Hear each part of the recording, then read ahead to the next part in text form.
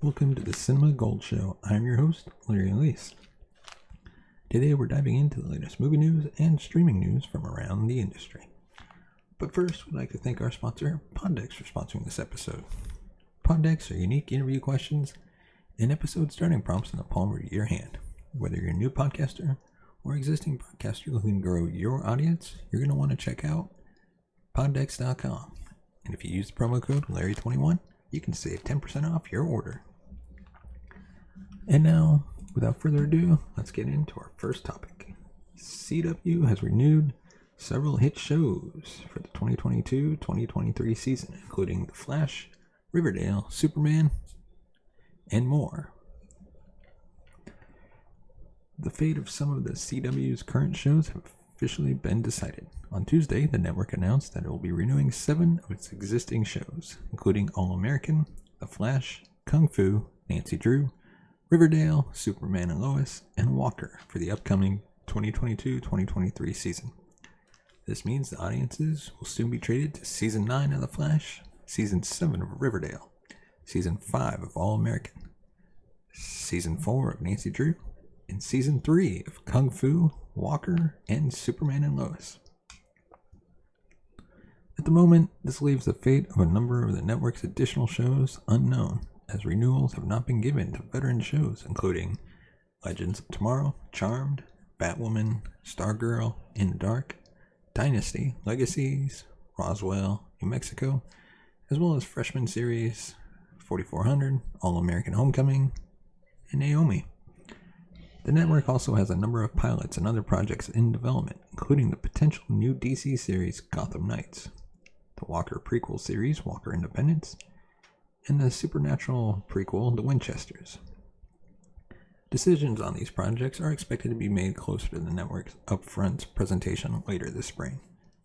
Fans had been speculating about the fate of the CW's existing programming, especially given the network's rumored sale to Nexstar, and the fact that the network typically hands out its first batch of renewals much earlier in the year. Reports had begun to swirl around some of the show's potential futures, particularly with The Flash. Grant Gustin reportedly renewing his contract and negotiating a higher salary for future episodes. Quote, the conversations actually had started already for adding a potential 8th and 9th season, but then this pandemic happened and everything has stopped. Gustin explained while appearing on the Inside of You podcast with Michael Rosenbaum in 2020. Quote, we don't know when we're back, and I don't know when we're going to continue the renegotiation talks. And before we move on, what do you think of the CW renewing 7 of its veteran shows? Let us know your thoughts in the comment section below. And as always, don't forget to hit that subscribe button. Give us a thumbs up if you like the video, and follow us on all social media platforms. You can find the social media names up top. And now on to our next topic. Joseph Gordon-Levitt has been tapped to play television host Johnny Carson in a new biopic series. Beloved late-night icon Johnny Carson is getting another chance at the biopic treatment. Deadline reports that Joseph Gordon-Levitt will star as Carson in an upcoming high-profile series written by David Milch and directed by Jay Roach, titled King of the Late Night. No studio is currently attached for distribution. King of the Late Night will detail Carson's life and career as host of The Tonight Show, his ability to connect with audiences and guests, and how his public persona often clashed with his more personal private life. Raised in Nebraska, Carson briefly served in the U.S. Navy towards the end of World War II. Following his discharge, he earned a degree in radio and speech, and pursued a career as a radio host, working his way up to the ranks and eventually moving to Los Angeles. Carson landed several hosting gigs ranging from game shows like Earn Your Vacation and Who Do You Trust, to his own short-lived variety show before being approached by NBC to take the late night gig. Carson hosted The Tonight Show for 30 years. Gordon-Levitt is no stranger to portraying historical figures, new and old.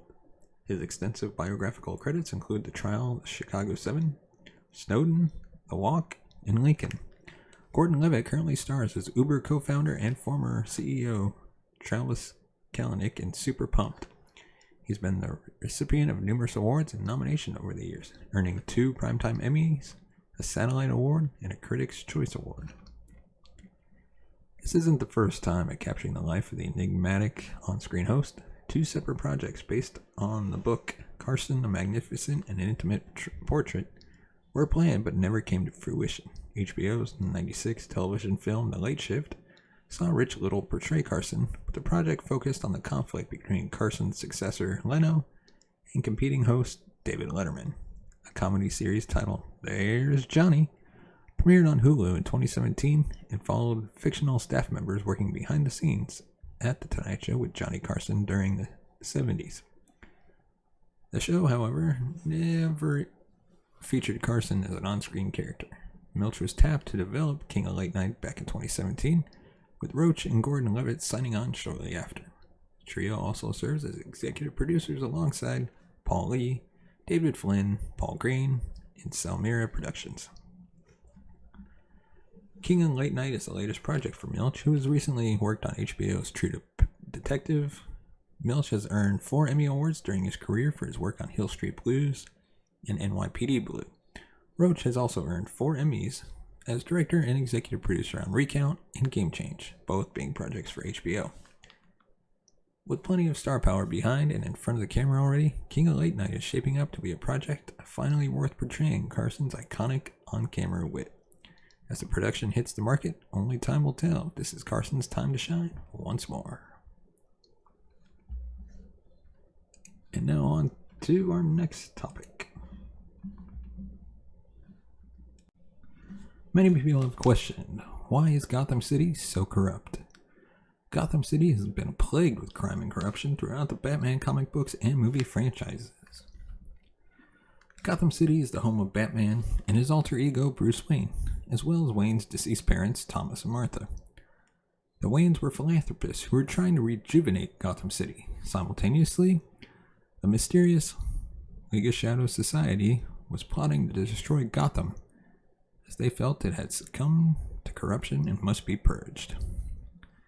They were serving Gotham a slow, debilitating death by way of economic crisis, which ultimately led to the Gotham Depression, and subsequently the death of Bruce Wayne's parents. The name Gotham is derived from an epithet for New York City that was first propagated in the 19th century. In fact, Gotham City was heavily influenced by New York City. Batman co-creator Bill Finger, however, did not want to reference New York City specifically as the setting in the Batman comics, as he wanted the locale to be relatable to people from any city in the world. From Tim Burton's Batman to most recently Matt Reeves' The Batman, essentially every movie version of Gotham City has portrayed the city's corruption and crime. So let's find out why Gotham City is so corrupt by examining its history in the Batman comic books and movie franchises, I should say. Why is Gotham City so terrible? Since the 15th century, the word Gotham was used to describe places with fools for citizens. The name of Gotham City, as we know it, was taken from a real-life village in South Nottinghamshire, which according to legend was believed to be inhabited by simple-minded fools. The connection between real-world Gotham and the home of the Caped Crusader is alluded to in Batman Chronicles 6, Cityscape, in which the Mimic blackmails another character into building an asylum for the criminally insane. The villain suggests they call the asylum Gotham after the legendary village in which all bereft of their wits. Gotham City is so terrible in large part due to the occult happenings associated with villain Dr. Gotham. The notorious villain's origin story states that Dr. Gotham was an evil warlock who was captured and imprisoned in an underground tomb for centuries. As time passed, evil radiated out from the burial site, corrupting the minds of all who came near. The tomb of Dr. Gotham would eventually become the focal point of Gotham City. When the warlock eventually arose from the tomb, he beamed with pride at the evil, maniacal city he created and took its name for his own. Perhaps the most obvious reason Gotham City is so terrible is that its central hero, Batman, for the most part, abides by a no-kill code due to alter ego Bruce Wayne's aversion to gun violence following his parents' death. Not to say he doesn't try to restore justice, he does so by turning the villains over to the police to be jailed or housed in Arkham Asylum. However, when they eventually break out, they continue on with their crime sprees. The character of Batman has evolved over the years, and not every iteration of him abides by the moral standards. On screen, of course, the no-kill rule is up to the director's discretion. Historically, every version of Batman, aside from George Clooney, has broken the no-kill code at one point or another.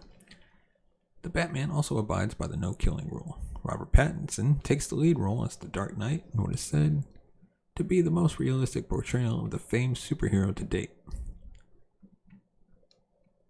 So let's take a look. How bad is crime in Gotham City?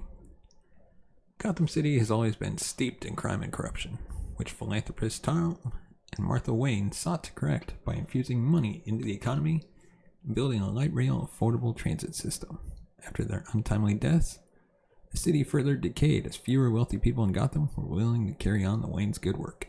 Furthermore, the citizens of Gotham lost hope in the declining economic conditions, and many of them ultimately resorted to crime to make their way. In Batman No Man's Land, the government quarantines the city of Gotham after a massive earthquake in hopes of rehabilitating the city. Inversely, the criminal element within,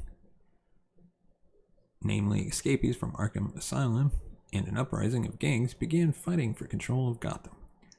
Citizens were left with a difficult choice: either participate in organized crime or rely on organized crime for protection.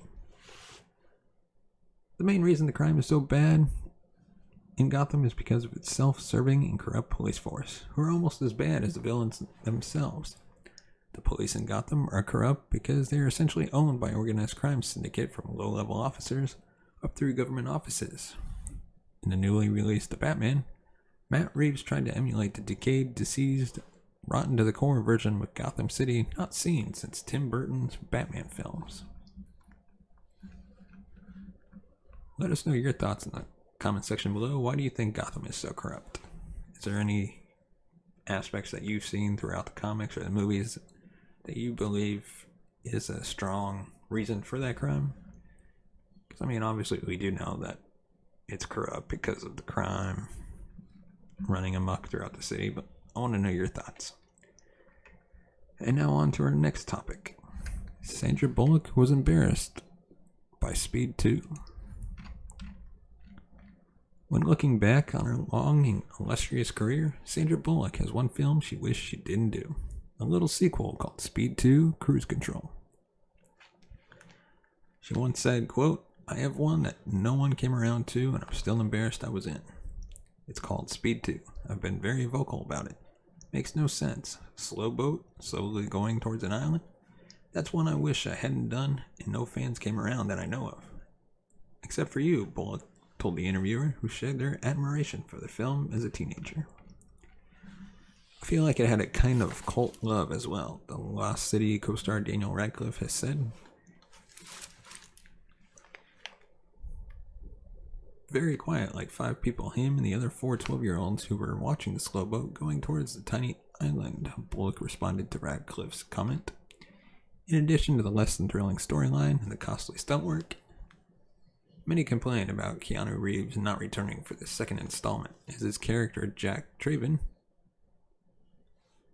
Jason Patric, was brought on to star alongside Bullock in the sequel as her boyfriend. Together, the pair try to stop the cruise ship they are vacationing on from careening into an oil tanker.